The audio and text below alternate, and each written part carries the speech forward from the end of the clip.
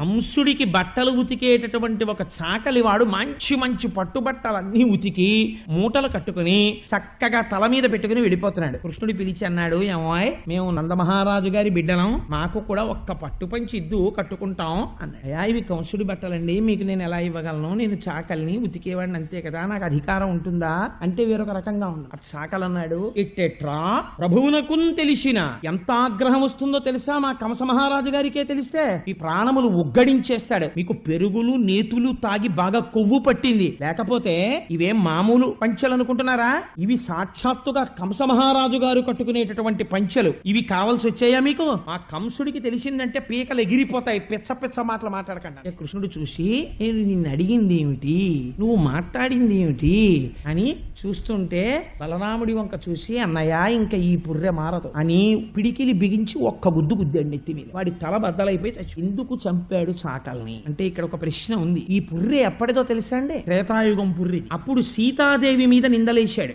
ఆవిడ సీతా పరిత్యాగానికి కారణమైన పుర్రె. ఈ పుర్రె ఎప్పటికైనా మారుతుందేమోనని ఈశ్వరుడు అవకాశం ఇస్తూనే ఉన్నాడు. ఈ జన్మలోనైనా ఒక్క మంచి మాట మాట్లాడతాడేమో అనుగ్రహిద్దామని చూశాడు. అవకాశం వచ్చినా అహంకారంతో నాశనం అయిపోతాడు. ఒక్కొక్కడు నోటి మాట వల్ల చెడిపోతాడు. ఎక్కడ ఎలా మాట్లాడాలో తెలియదు. ఎట్టెట్రా మనుజేంద్ర చేలములు మీకు ఎంబాడియే ఇన్ని మాట్లాడాడు. పగిలిపోయింది అప్పుడు చచ్చూరుకుంది.